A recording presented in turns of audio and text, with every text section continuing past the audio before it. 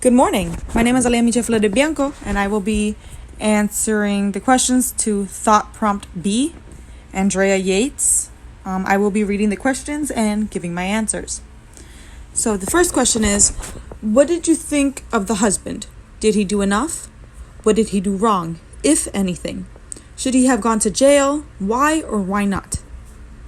I feel like he could have done more. He hid behind religious beliefs and he didn't pay attention to the signs.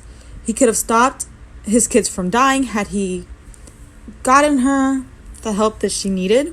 And yes, he did take her to the doctor, and yes, he was aware that she had depression, and yes, he took her to the doctors and she got medicated.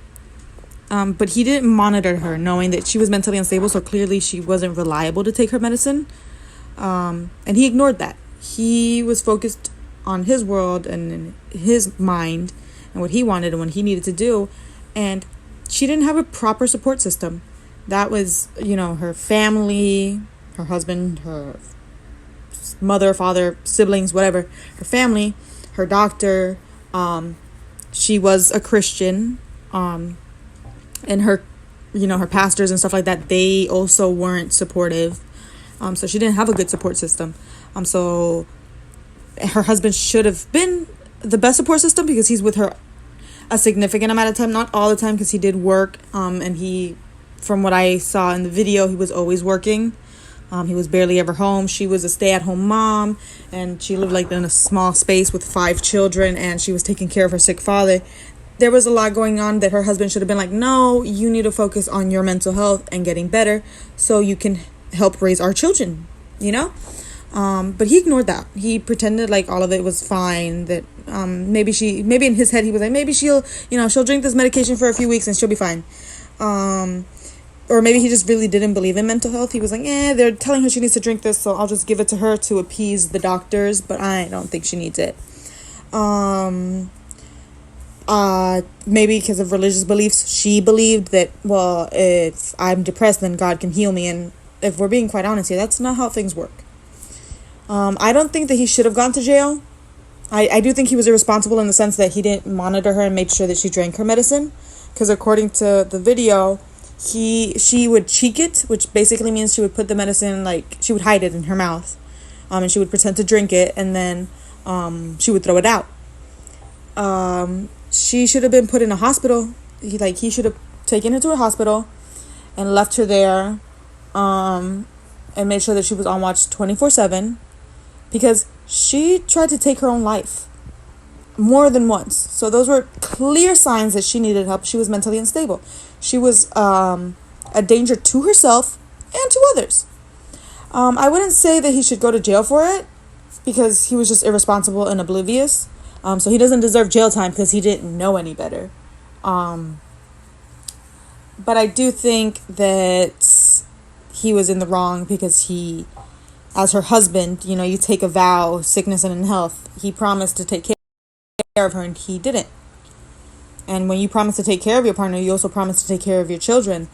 So that's my opinion. So when he was neglectful, he wasn't there enough, in my opinion. The second question is, what did you think about Andrea herself? Was she insane? What mental illnesses do you think she suffered from, if any? What are some features you found interesting about her past and her personality? I feel bad. I feel really bad for her. She clearly needed help, and whether she realized it or not, she did show signs of crying out for help. Not even crying out for help. She was just full blown out saying, hey, I need help. That's exactly what she told her husband. According to the video, she says that according to the mugshot video, to specify, she's told her husband, she's like, I need help. She had a mental breakdown and she told her husband, I need help. Those were her exact same words. So I don't think she was insane. So I think my opinion and my definition of insane is more like completely gone from reality, not being able to understand right from wrong, or to be able to understand or realize what is real from what is fake. I think that she didn't know what she was doing. Maybe she didn't fully understand. She did know. She did know what she was doing, but she didn't fully understand what she was doing, or maybe she just didn't care enough to stop herself, or maybe she just couldn't stop herself. So like she knew and she wanted to stop herself, but she couldn't, even if she wanted to. I mean, when she was arrested, she says that she deserves punishment. So in my opinion, at least some part of her either feels guilt or she can understand and comprehend that I did something bad and I deserve to be punished for it because it wasn't a good thing. She understood it or felt guilty, at least in her own way. I think that she wasn't happy that her kids weren't perfect. And I will say why she didn't think her kids were perfect. And maybe she felt that she wanted to stop them from being disappointing. Either way, I don't believe she was insane, but she was definitely not fully stable nor there. She wasn't insane, in my opinion, because of what I believe insane means. But she definitely wasn't fully there mentally. I think the most obvious thing that she has, her conditions, she had postpartum depression. That was clear. That was what she was diagnosed for. At least she was diagnosed for severe depression, which later on turned into postpartum depression because she had children. She continued to have kids. I forget how many kids she had after she was diagnosed with depression, but she did. She most likely felt alone and isolated. She could have had severe anxiety because according to a lot of her friends, or at least people that knew her, they said that even in like as a kid growing up, a teenager in high school and college, she was a perfectionist, and being a perfectionist can cause severe anxiety because you'll never be perfect. It's impossible to be perfect, but you'll always want to be perfect for either because of her own expectations or because of your family's expectations. So that causes a lot of anxiety. I think she had a severe anxiety disorder, and I think she had these insecurities and these anxieties because she felt like she wasn't the perfect mother. And those insecurities could be because of her family or because of her own beliefs and what she thinks a perfect mother would be. She had the need to be perfect, like I said before. And I feel like that was really messing up her mentality. She was beating down on herself, like, in my opinion, right? She was like, I'm a bad mom and my kids are going to hell because I don't know how to raise kids. I'm not a perfect mom. I need to be a perfect mom. Whatever she deems as a perfect mom, she felt like she wasn't meeting it, in my opinion. I think it's sad that she was a people pleaser as well. She allowed people to walk all over her. And she allowed her husband to unintentionally control her. Because according to her friends, or at least people that were close to her, they were female, she told them that she wanted to go back to work. That she told them that she wanted to continue pursuing a nursing career. But when that topic was brought up to her husband says, no, we had this conversation. She said that she wanted to stay at home and be a mother because she said that being a mother was the only thing that mattered to her. So I think in her head, she assumed that, okay, so my husband is going to want me to stay home because that's what a perfect mom does. And according to her friends or family or people that knew her, she had delusions. She heard voices, specifically the devil. And we'll get more into that a little bit later. She was also a perfectionist, like I said before. And that is sad because nobody can be perfect, like I've mentioned before. Andrea continued to do things to satisfy her husband, even if she knew she wasn't happy. She continued to try to do things to satisfy her husband, whether she understood that maybe he didn't want it or not. I don't think she did. I think she was like, he wants this, he has to have this because that's what a perfect wife would do. And she never actually asked him what he wanted. She also, I think both of them did in the beginning, and maybe then he strayed from it because he was like, no, this doesn't sound right. But I know for a fact that she continued to follow these extremist, very aggressive Christians. They like to push fear into people, which is also something that contributed to her mental illness issues, in my opinion. According to her friends, family, Andrea said that she heard the devil's voice telling her to do bad things. According to her, she heard the devil's voice telling her to grab a knife and like to stab herself, to stab her kids. Like she heard a lot of bad things, and she said that it was the devil's voice. Also, when she was arrested, eventually, I believe when she got a little bit better mentally, when she got more stable, she told the police that she killed her children so that they could be with God. You could argue that these people she followed scared her into believing that if her children grew up, they were going to hell. So in her unstable mind, she believed that she needed to kill them before they sinned. She needed to kill them, in her opinion. She was like, the only way that they'll be safe and they'll be with God and they won't go to hell is if I kill them now while they're still innocent. That was what I think she believed. And she kind of says it herself when she says that she killed them so they could be with God, and that she killed them because she didn't want them to go to hell. She heard the devil's voice, and it probably freaked her out because she wasn't stable. She didn't understand. Like, she was turning something that could have been explained medically into something religious because of her beliefs. And not everything is about religion. Sometimes it's just that your brain is having a hard time differentiating between reality and fiction. And I don't know, because I think in my head, so I don't know if she was the type of person that could hear a voice in her head, herself in her head, and maybe that's what freaked her out. I don't know. The third question is, did the system fail Andrea? Why or why not? What more could the system have done? How can something like this be prevented in the future?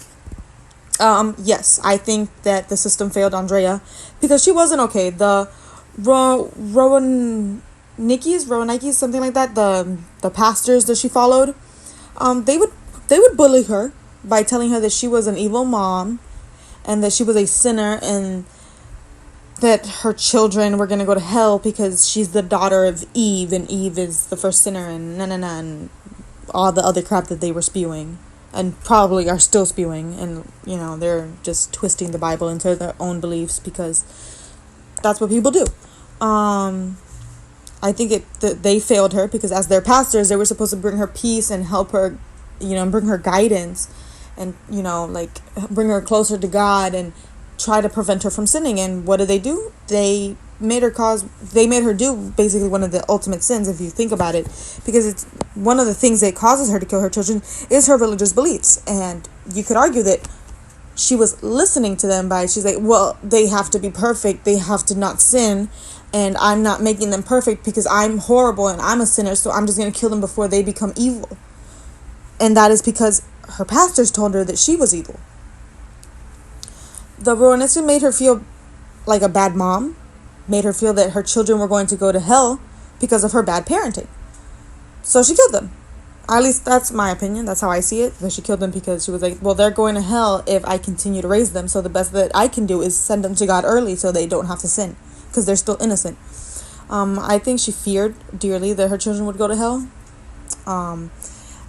So, in her her unsettling mind, it was like, this is logical. I must kill them so they stay innocent and they go to heaven. That's what she believed. I think her doctor failed her and her husband failed her too, because she told her husband she needed help and he didn't do enough because he didn't know how, or maybe he didn't want to, who knows. Yes, he did try, but he should have made sure she was drinking her medication, and if he didn't, he should have at least watched her. And if he wasn't going to watch her, then he should have been monitoring it. He should have been doing it himself, like crushing her pills and putting it in her food. And I know that can be a little controversial, like don't force people to drink medication they don't want to. But in this case, it was for her own well-being, and she didn't want to drink medicine. She was like, I don't need this. I don't want it. And one of the most important things to remember about people is that we don't often know that we need help. We tend to be like, you need help, I'll help you.